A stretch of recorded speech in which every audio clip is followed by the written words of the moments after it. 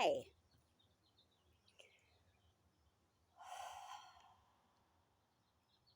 And the truth will set you free.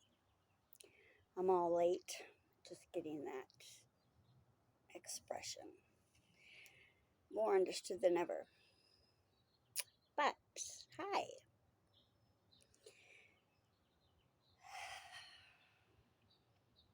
Now, transformative for me, as a case example, is not one person. I am grateful that there were a few angels placed in my life that I assure you had everything to do with me getting as well as learning how to give real love. I have been open about losing, both my grandfathers and then my grandma, followed by my sister and my brother. Just this past year, though, I didn't just lose one, but two more of my family members, even one right after the other. The epitome of transformative is my Italian great grandparents, Nana and Nanu Tarantino. They were truly magical to me and not only ended up outliving their children and even some of their grandchildren, they also, despite the hardest times, remained ever so loving and strong too, and for each other with all they went through.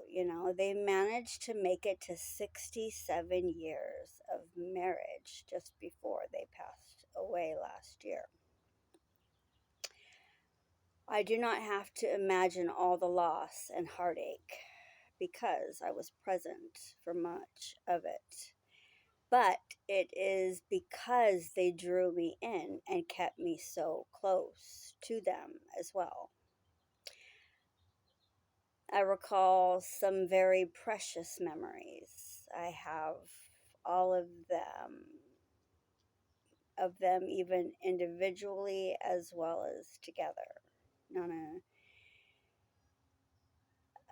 when I was a child, would have me help her cook and refused to sell her recipes. She was most known for, and by so many, because she didn't just host big family meals, but did all the cooking for like big celebrations, weddings, baby showers, things like that.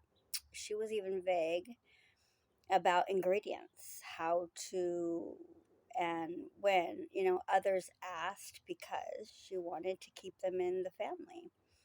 But with me, she showed me all her secret tips and recipes, and she even had me help her in her garden of herbs and veggies she had in her backyard.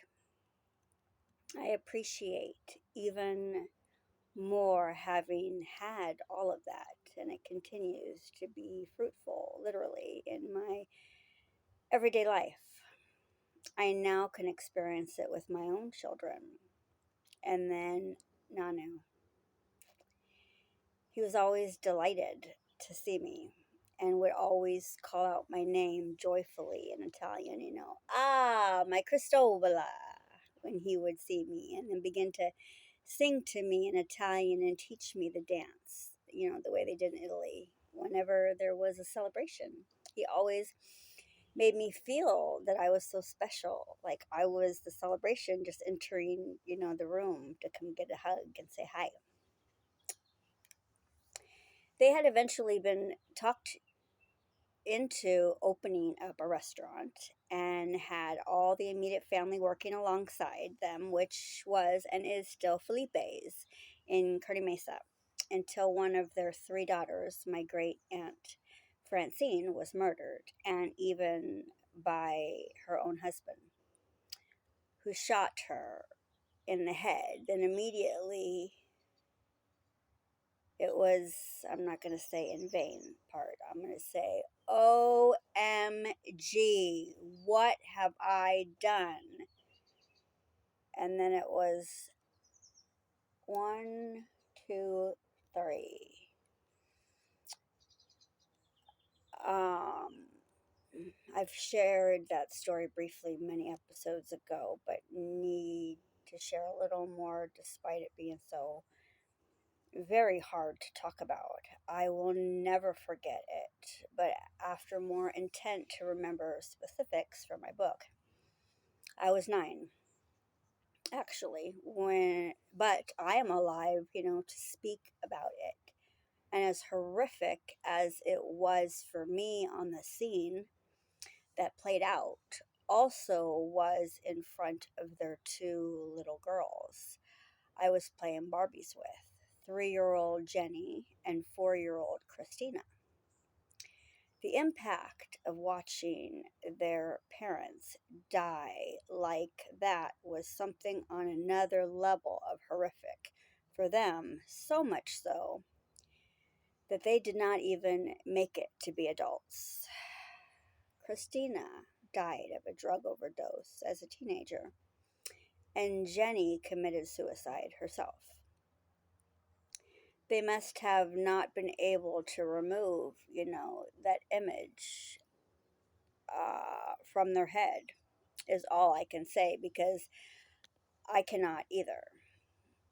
Um, but just after that time, though, Nanu was offered a well paying job managing the plant with Pepsi Cola, which I believed helped him to step away from the restaurant, as did Nana, who began to just volunteer a lot of her time to the church and various charities where it had somehow made it a little easier to bear after the tragedy, and left it to my cousins and extended family to either decide, manage or sell. But turns out they ended up opening 3 more up in San Diego. But they both ended up, the Nana and Nanu, staying that way with many breaks after, promotions and opportunities to travel, even together, and being a part of opening up several other Pepsi Cola plants all over the states. Then, eventually, even in other countries for more than 30 years. My sadness is also because they had not yet been able to see my children now, even having another while they were away. This was the longest they were ever away from their home in San Diego, thinking they were dodging COVID, and had not seen my older children since they were virtually babies. They flew in for my brother's funeral, and I only got a quick hello with tears, not knowing it was going to be my last. Another strand of COVID was going to take them both out, one after the other. April and then December 2024. I remember that when I had Tatiana, though, they both came to see me and her just after her birth. And Nana tried to hide her disappointment of holding her first, because Nanu swept in, setting down a rather large bouquet of roses, and then reaching for her and then cuddling and kissing her gingerly while speaking in Italian, telling her how she was the best example of a rose. He said then, "Oh, bambina mia, si come una rosa regal," and kept calling or referring to her as Cozy Bella when she was a toddler. But what I can remember basically, uh, meaning that she already showed such beauty and grace, while eager to listen as he continued to speak to her. Um, they knew I sang that to her, while she was in my tummy, and it stuck, especially after we all noticed her beauty and her large gray almond shaped eyes, not only sensing indeed the very traits he spoke about her, but also into her to be right on and remain so true. Now, CJ, I had moved from my hometown because of the military. So Nana and Nanu flew in just after I gave birth. I at first was struggling with getting him to latch on to nurse alone in the hospital room. And then suddenly he figured it out and began to suckle away. And I had looked up, so happy, speaking out so loudly to an empty room. He got it! He's doing it!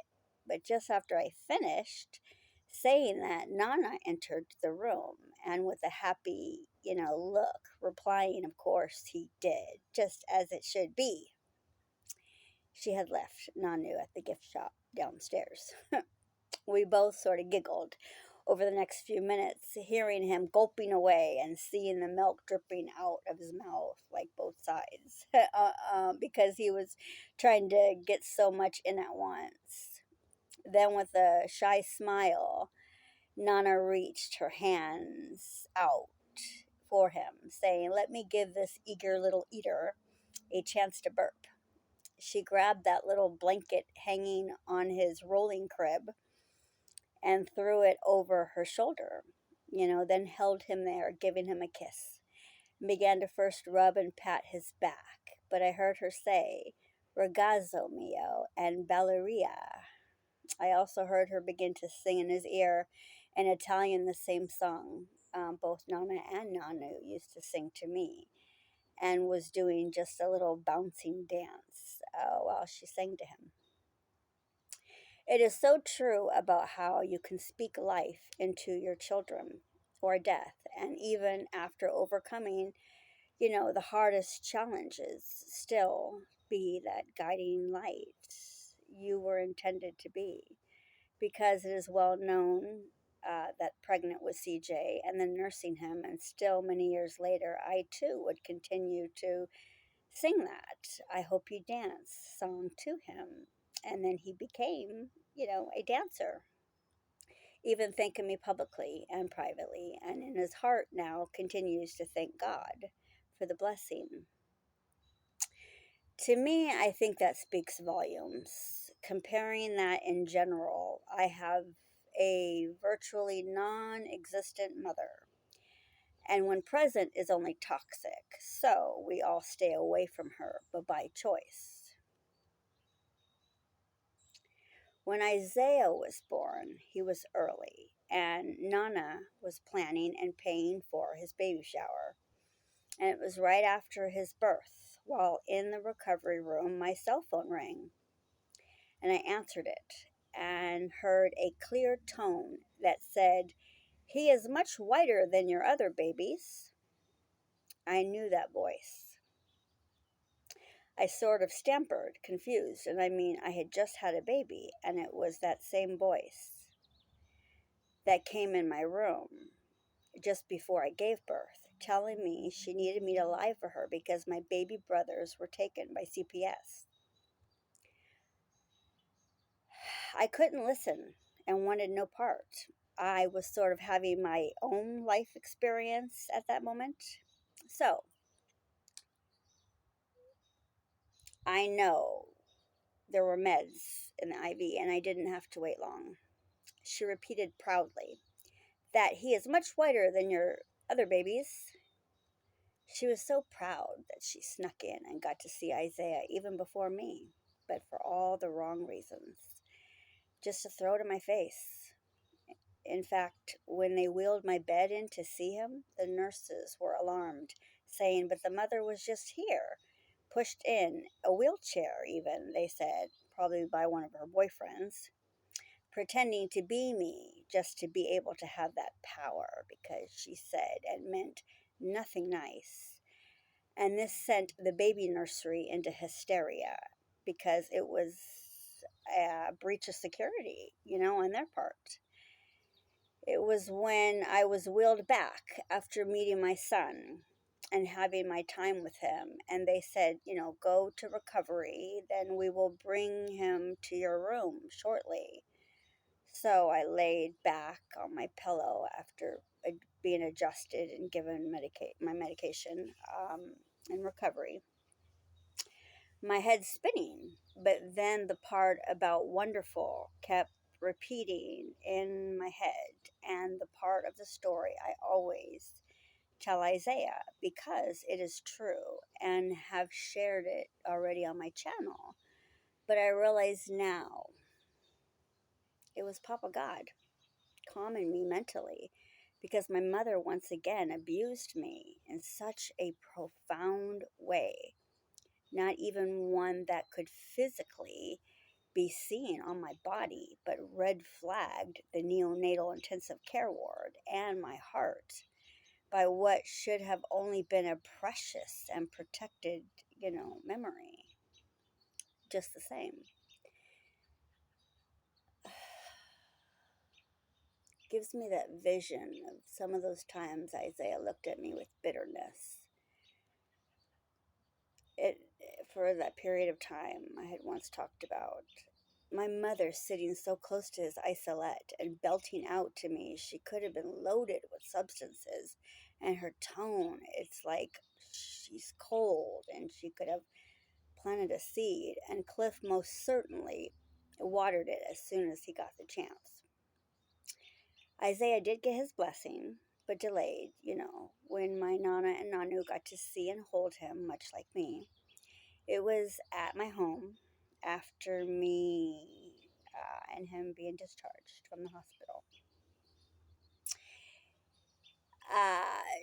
It was a surprise rescheduled baby shower that was about to take place. So Nana scooped him up and put on the cutest elephant outfit she had bought him and said, Il mio dolce elefantino. I realize now that was God, and so similar it saying to him, almost rhyming to the bloodline, Tarantino, but actually means my sweet baby elephant. As she was dressing him, she was explaining more to him than to me, and some in Italian. But what I gathered has only since been, confirmed many times, is that elephants are widely considered one of the most intelligent animals on the planet. All I could see then was the adorable gray outfit, that had a beanie with the ears, and then the gray jumpsuit with like the trunk on his belly. It was so wonderful and even a little bigger than he was. Nanu agreed with her as she handed Isaiah over to him so he could have, his turn, and began talking to him and kept wanting to do just that, even shooing away hands as others arrived and tried to come get him, impressed with how intelligent he seemed, very observant, already staying awake and looking around at everyone and everything. So, parents and grandparents can be barely there, or this can even be your friendships too. I have had some that began in childhood but became toxic as adults. Unfortunately, far too many people that I have been related to or not have since made the choice to use drugs and to have no real motivation to do anything with themselves or their life, but to just want to seek comfort for whatever their problems are or were, growing up. I still struggle with boundaries. This clear view of always believing the best in someone, thinking somehow they won't hurt me or that I can inspire them. Yet I find myself here and just choosing to process it all on center stage because, unlike those others I speak of, I no longer have anything to hide and maintain determined to be the change I want to see in the world. I am not better than anyone and will never pretend to be. And for spite, I have obtained enemies, not for things I did or didn't do to them, but what I had or wanted, or worse, just wanted to walk away from. Meanwhile, those same people had some secrets of their own that are even dirtier than the made up story they are refusing to let be. I don't like it at all that there seems to be fewer and far between, real people who choose to truly want better for themselves. It is the same formula for a multitude of relationships, no matter the type. Most often, at some level, the same rules apply and the same situations occur. However, when the choice is made to be unconditional with love and to be able to look away from your own grief or loss and instead to be that intentional and even the very essence of transformative, to both show how to give and receive true love and to speak into my children in such a way that breaks the likelihood of another statistical, prevents a cycle of abuse and changes how the story turns out for all of those that are involved. I know that it is more than possible to have a happy and healthy life and that opportunity that God intended life to be. It takes a person or people with that heart. He can truly see that he told me he plants a good seed, um, to also send you true love, even if you become a widow, as he calls me, or because you have jumped with the best intentions into a toxic relationship and are forced to see that you didn't pick his choice to be with.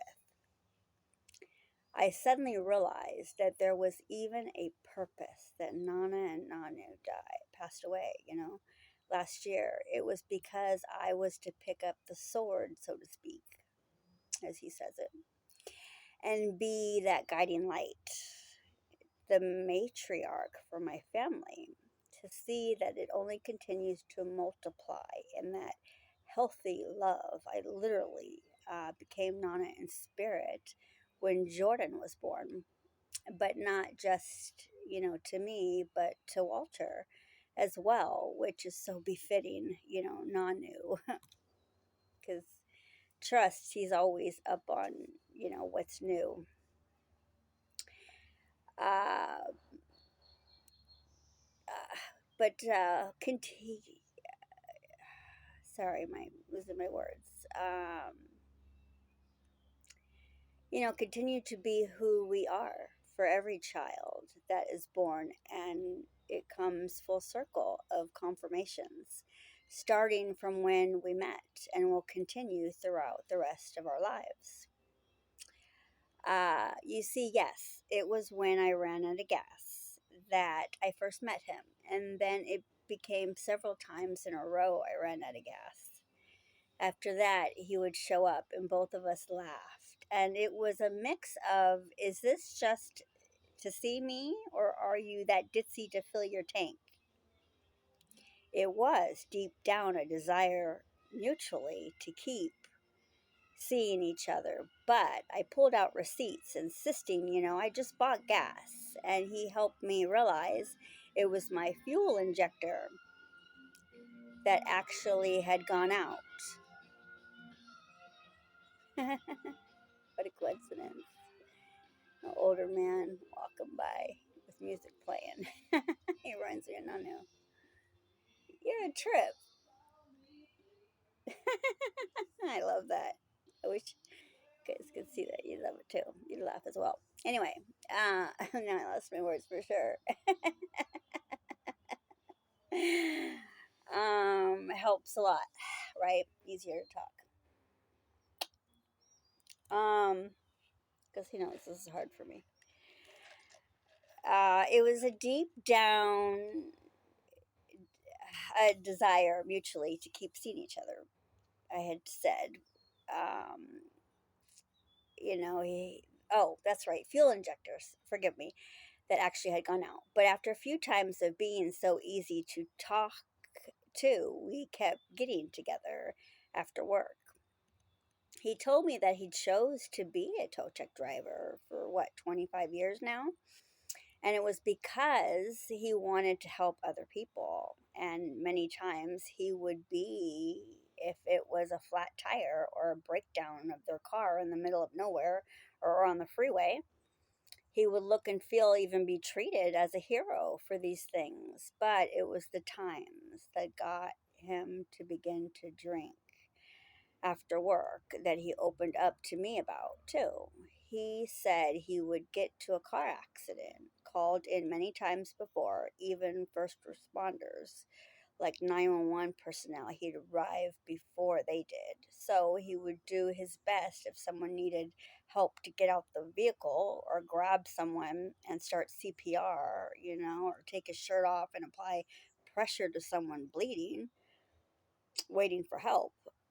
The worst times were when he would see clearly, though, right away, death from a small child to teens and adults, and what he would give to get those images out of his head, especially because he still had to wait and talk to police.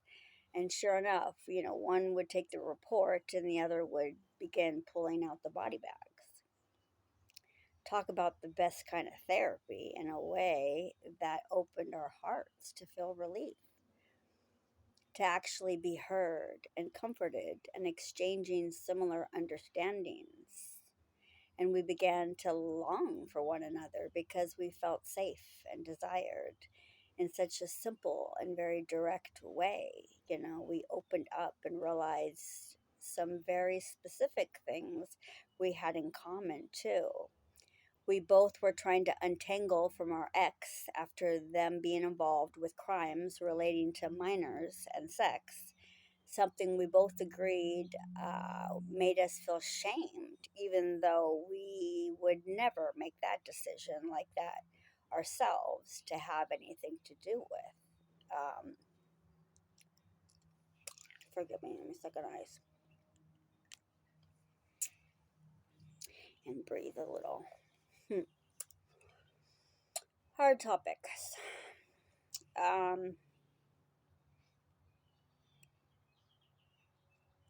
how much we hurt and had some real hard times and continued to long for each other for more of that healing we would continue to experience. Just like I told you before, God will show you over and over what He wants, like the person, to be with or not to be with. He does, but are you paying attention? And what is it that He's showing you in these visions?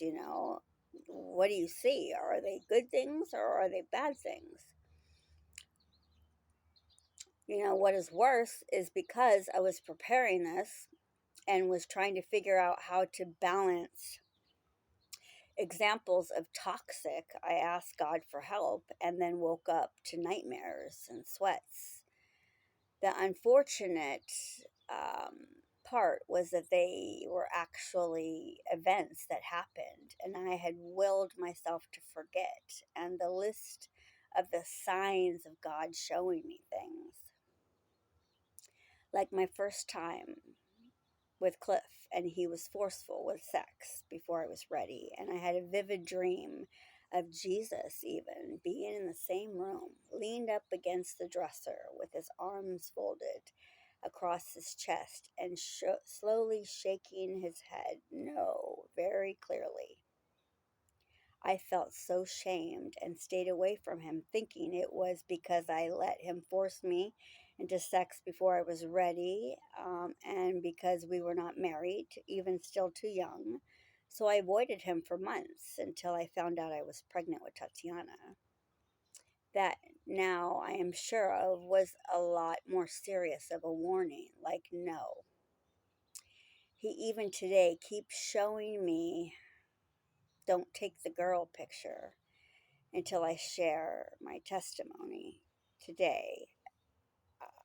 That is the song Cliff thought he decided at prom to propose to me.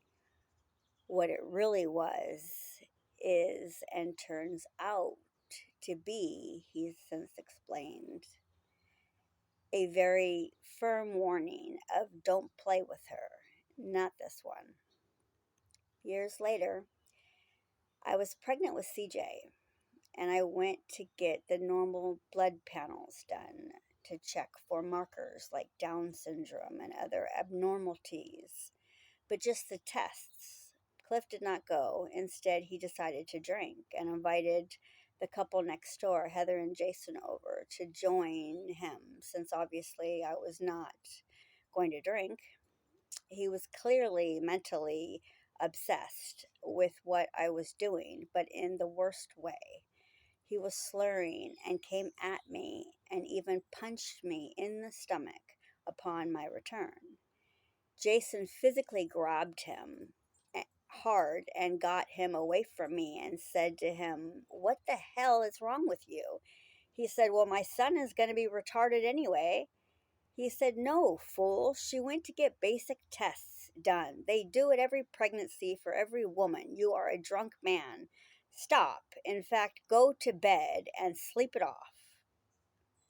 I remember as if I was not upset enough. He then shit the bed, and I was sick to my stomach, yelling at him because I had to clean it up. And even after he treated me that way, he even got up finally after I kept yelling at him so I could pull the sheets just to then throw up.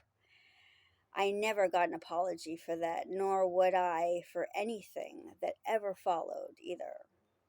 Months later, more pregnant with CJ, I was driving on the freeway, Cliff in the passenger seat, to drop him off at the ship, and Tatiana was in her car seat in the back. He was going out to sea, and an argument started simply because I asked for the bank card because he was going to be gone for a couple of weeks, and he was the only one with the card to the money, and they even have an ATM on the ship. So he would be fine either way, right? Though you see, he was very controlling of the money, even with the allotment, at least back then, you get or got paid more money for each of your dependents, even the same like it used to be with cash aid until welfare reform, because too many people were just trying to make more money by having another baby instead of coming up with a better plan for themselves and their children, for their future. He tried to hand me a $20 bill, and I said, "You're kidding, right? What the hell am I supposed to do with that?" I said, "Well, maybe I should call the ship and talk to your boss and see how he feels about you keeping all the money, even when you're gone, when you are supposed to be supporting your family." He yelled out, "Bitch, you want to play with me?" and grabbed the steering wheel, jerking the car. I pulled over fast on the freeway or interstate. He reached over to the driver's side door over my body and kept trying to open the door and shove me out of the car onto oncoming traffic. I will never forget both hearing Tatiana in the back seat screaming, "Daddy, stop!" or me clinging to the steering wheel for dear life, begging for him to stop. It stopped at some point, and I got him to the ship. I don't remember how much past that, but I was just relieved that he was gone for a while. I also realized, from the beginning, there was a don't speak thing that started from like after even something bad like that happened. It would be time will pass, and it was like nothing happened. No apology, no discussion, no remorse, not one word. Just act as if everything is just fine. As my kids got older, I was stopped from trying to change that rule because he would only convince the kids I was crazy. He would tell a very different story also to as many people as he could to gain them and me, well, lose anyone or anything, and eventually even my own children for a time.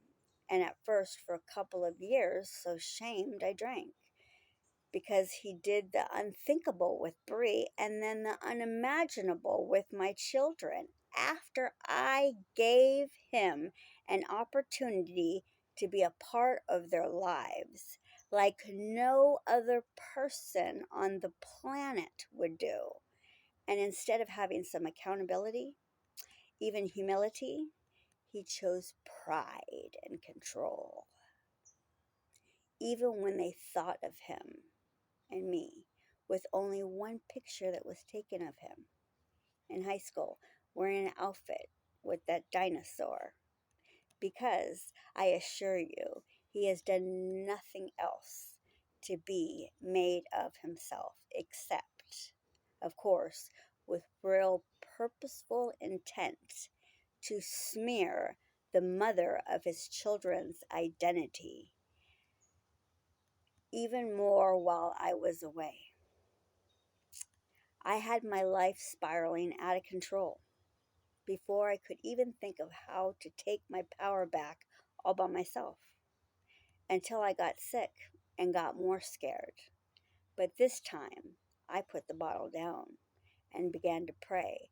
And then I cannot explain to you how God literally showed up and said, well, now I get to tell you how I have been patiently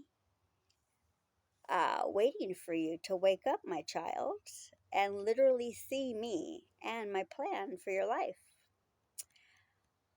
I knew what day it would happen. I decided it well before time, he told me. All you need is me by your side, feeding you what exactly to do to take back your power, and it will be my pleasure. Because your intended spouse and your children, both of yours, and his, are all mine and both of yours. They all will rightfully come back to you where they belong just as soon as they see and hear the truth. The liars will be revealed and dragged away. Just start with the episodes after you write the books of what it is I give you to say, okay?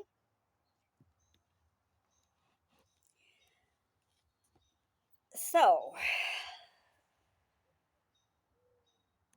I remember the last episode in Dating 101. I told you, that God will show you over and over, but good or bad, and it will be clear. But you have to, hold on, sorry, let me adjust myself. This is hard to do. Anyway, but so what was it? Oh, when I said prophecy dating 101, he even said something about that afterwards. It's like, you planned that too? I thought I made it up in my head. But he said, I told you, oh, no. I told you, as in you guys, that God will show you over and over, good or bad, and it will be clear, but you have to have, uh, to, to pay attention to what you are seeing. That is what I want to share with as many as I can, even if millions eventually. If you desire true love and only want that for all the lives you touch, especially like your children, then only true love will be the seed planted and will bloom almost instantly. I am so grateful for, and I could only hope that not only I continue to be that way as more children come into my family, whether my own, stepchildren, grandchildren, that I also continue to be truly loving and transformative and to only encourage people every day of the week I meet, even on the street. I may come and speak because I want to be in the most rewarding way. I'm already certain that is also the only way Walter chooses to be, too. God tells me all of this, confirms over and over, and has said more than once or twice that my child opens your mouth so I can fill it with the word I want you to speak. The mockers and the scoffers will be dealt with my way and right quickly, because that will be enough of that. That is what this world needs, is much more love and far less toxic. For your family, your tribe that I have given you and Walter to get away from toxic so that you do not let that multiply anymore. He has the right to know what children are actually his, too. You are to get next to each other and multiply love and hope for our world to become far more healthier for everyone. And it starts with even just a few loving words and all the hope in your heart, as well as others, that they want it and help keep it that way. I know now the legacy created. It hurts that my most precious grandparents from all sides now have died, even some of my siblings. But it was God's plan, though, for me and Walter to pick up where Nana and Nanu left off, with both the true love. Sorry, someone else walking by, but confirmed something else. Um, Definitely true love, and that many years married, and to also show that kind of love to others, beginning with our children we have now, and then many that are still to come. The Holy Spirit really came through and kept coming, urging me specifically, way more than ever before with this one. So, because of him, I just keep writing as he, or excuse me, as it came to me, becoming far more than just a question. Thank you for helping me tell the truth, turning this into a lesson that is warm and engaging for all that will see and listen to this. Thank you for listening, and till next time, bye guys.